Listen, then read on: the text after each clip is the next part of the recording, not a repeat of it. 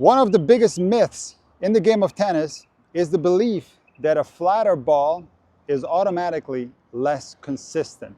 That is not necessarily true. And there's a lot of confusion in the topic of flat versus top spin. So let's clear some things up.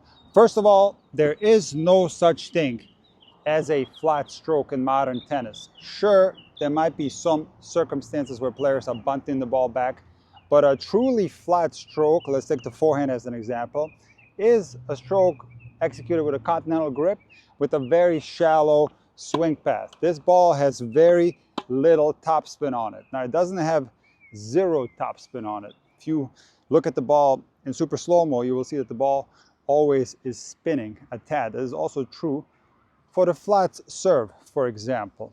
But in the modern game, we don't see strokes like this anymore. We see modern strokes that are executed low to high. So going back to the forehand, if the racket is going low to high, that ball will have topspin on it. Same is true for the one-handed backhand. If I go low to high, there will be topspin on the ball. And if I hit a two-handed backhand, there will also be topspin on the ball. So a vertical swing path going from a low place to a high place creates topspin. Now, the confusion in the modern game lies in the fact that there are some players who hit the ball flatter. We can see them hit it longer, low over the net, and possibly even harder. You have to understand that some of the players that appear to hit the ball very flat still have a tremendous amount of topspin on their forehand and their backhand. And I'm going to use the example of Jannik Sinner. The data that I'm presenting to you in this video is from 2024. I'm going to give you the exact numbers, and you can find them on the ATPtour.com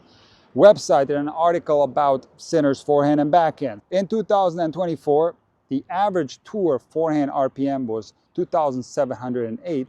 Sinner's was 3,049. The tour average backhand RPM, it wasn't specified, I'm assuming they're counting both two-handed and one-handed backhands, was 1,977 RPM. Sinner's was 2,235 RPM. In this article, they also presented data on how high over the net Sinner hits the ball. And on his forehand, he is 2 centimeters below tour average, and on his backhand, he is 5 centimeters below tour average. Now, I don't even have to say this, but you know that Sinner is not pushing the ball in, he's ripping it. So he has a tremendous amount of topspin, but delivered with a flatter trajectory. So what's important to understand is that height over the net doesn't have any relation to the RPMs that you can create. So if you hit the ball low over the net, it doesn't mean that you're going to lose topspin, or in other words, RPMs. Now, a lot of people are also of the belief that when someone hits the ball more flat, that particular ball is automatically more inconsistent. So we're not necessarily talking about RPMs in this case. Let's say that somebody hit a ball flatter, but also with less RPM. People think if you play like that, you're going to make a tremendous amount of mistakes, but that's not necessarily the case. In 2024, the most consistent two-handed backhand on tour was Daniil Medvedev. He gets 90% of his two-handed backhands in play. At number 2 was Novak Djokovic with 88%. At number 3 was Jack Draper with 88%. At number 4 was Casper Ruud at 87%, followed by Alexander Zverev at number 5, also coming in with 87%. So all those players that I mentioned after Medvedev hit the two-handed backhand with more RPMs than Medvedev, but they placed behind him in consistency. So Daniil Medvedev has the most consistent backhand on tour. Now, here is the important context regarding Medvedev's two-handed backhand. He still gets 1,496 RPMs on his two-handed backhand. It's well below tour average. He also hits the ball lower than the tour average, very similar to Sinner, but Sinner puts a lot more spin on his backhand. But it's important to note that both players put spin on the backhand, and that's why I started this video out with the statement that a flat stroke doesn't really exist in modern tennis. And now we get into the instructional part of this video. What do you do with this data? Should you try to hit the ball lower over the net? or flatter? Not necessarily. You have to understand that there are huge benefits to playing the ball with topspin and playing the ball higher over the net. When you play the ball with spin, there is a bigger chance that that ball will go inside the baseline, because when you put more topspin on the ball will shape, it'll go up and down, and because the ball is spinning so much, it will be dragged down and have a higher likelihood of going inside the baseline. So there's no doubt about the fact that heavy topspin is the better way to play tennis. That's what tennis has evolved to. However, you have to understand that there are variables in the game of tennis. And how much shape you get on the ball, independent of level, will vary based on where you're making contact with the ball. So obviously, when you're hitting the ball very low, there's going to be a bigger likelihood that you're going to make shape. It's going to be easier to make topspin when you make contact lower. Why? Because now it's going to be easy to go up. You have more of a runway, so to speak. On the other hand, when you take the ball higher, now it's going to be more difficult to continue to go up. And you will find that bringing the ball down and hitting it flatter, so to speak, will give you more chances.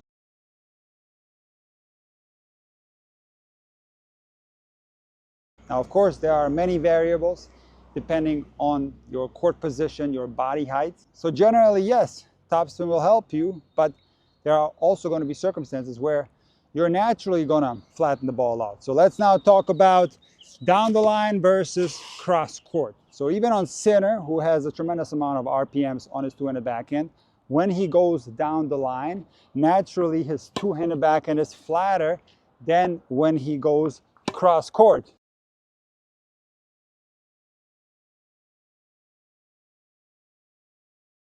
On the two-handed backhand, we are restricted in regards to heavy topspin. That's why the one-handed backhand has far more RPMs at the elite level compared to the two-handed backhand. Why is that? Because when we hit the ball with two hands, the offhand is restricting us in our ability to be able to go vertically across the ball. There are some players like Nadal and Sinner who still get a tremendous amount of RPMs on a two-hander, but generally across the WTA and the ATP, the two-handed backhand is more of a flat topspin stroke. Now, we're not going to get into forehand cross court versus down the line. It's more complex there, and the same rules don't really apply regarding the two-handed backhand, so you can still hit a tremendous amount of spin when you go down the line. But generally speaking, you could make the argument that going cross court can promote a more vertical swing path, and going down the line can promote more of a flat topspin swing path. That is for sure true for some players. And when I discuss high percentage tennis, I often talk about the fact that it's better to direct more of your balls cross court because the likelihood of you making the shot is higher. Now let's now get into the topic of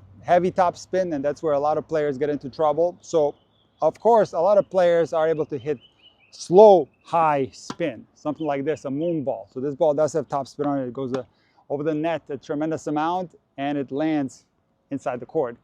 This moon ball is very frustrating to play, but there's going to be a time where players are going to take that moon ball and rip it around your ears for winners. I made a separate video on that subject. But what I see often at the junior level and more so at the recreational level is a thin topspin, something like this, where the ball doesn't really have a lot of depth, penetration, or power, but it is very spinny. And what that stems from is an isolated movement of the forearm around the contact. Unfortunately, a lot of people here advise to keep the wrist really loose and just roll the wrist at contact.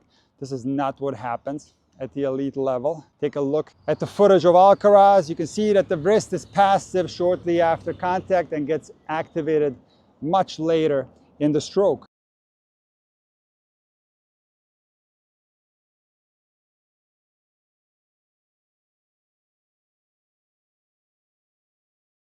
So if you're a player who's trying to make a Alcaraz style heavy topspin forehand and you're trying to make this vertical swing path happen at the conscious level, what's going to happen to your forehand in the context of the intuitive zone, where there are only few milliseconds at your disposal, when you try to execute actions in that part of the stroke consciously, you're bound to slow down your stroke And not only that, you're also going to isolate it. So it's going to result in a rolling of the forearm like that. Now remember that even if you wanted to roll your wrist at contact, you can't. What we're talking about on the forehand is a pronation of the forearm, which is present at the high level. There's absolutely no doubt about it. But the question is, where is it present? Is it happening right at contact? Are players pronating here?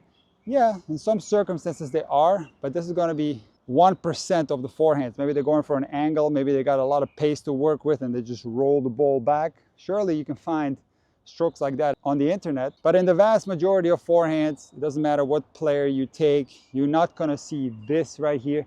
You're going to see the arm going up. So the arm going up in conjunction with the forearm pronating shortly after the moment of contact is how you make heavy topspin. And you don't want to do that consciously because you're bound to run into a problem of hitting your forehand very thin and not being able to get any depth. So what you should do instead is try to finish your forehand as far as you possibly can. Now, if you watch my beginner lessons, they are great to right off the bat get a feel for the ball, because I have beginners start from the contact, and yes, I want beginners to get topspin right off the bat. I have them finish across the body on the forehand with the back of the hand towards their non-dominant cheek, and then on the backhand, whether it's two hand or one hand, I want the racket to go all the way up. You can check out some of my beginner videos by typing in beginner tennis lessons into YouTube. But here's the thing, whether you're a player who's hitting the ball too thin with too much spin, or you're someone that has too shallow of a swing path, or maybe you have an active wrist and you're slapping the ball, you can use those beginner drills and recalibrate your forehand, where you basically start from the contact and have your coach feed you balls. And now you're going to be more conscious of what's happening with your swing path, especially if you hit the ball very slowly. And that's a good way to build in more topspin into your strokes. And the important thing that I want to close this video with is the following. If you are a player who indeed hits the ball either with a flatter trajectory or with less RPMs, this is not necessarily a bad thing.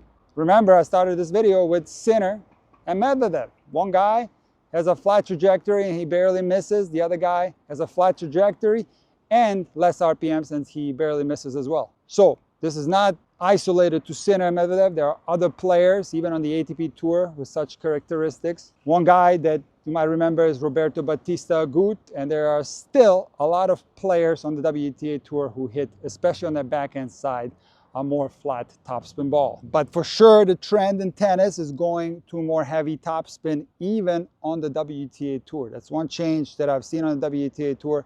Is not necessarily that the forehand length of the takeback has gotten shorter, ATP style, so to speak. There are still a lot of players who take the racket further back, but now more and more players have that heavy topspin swing pad. This was not the case 10 or 20 years ago, where the vast majority of players had more of a flat topspin forehand. Now it's changing. It's possibly due to equipment. Rackets are getting more maneuverable. It's easier to execute those whip-like strokes. If you're someone who either has a flat trajectory or less RPMs, not necessarily a bad thing. If it works for you, if you're playing well, if you're winning. Of course, if you're not, you have to adjust and make more spin and get that ball in the court.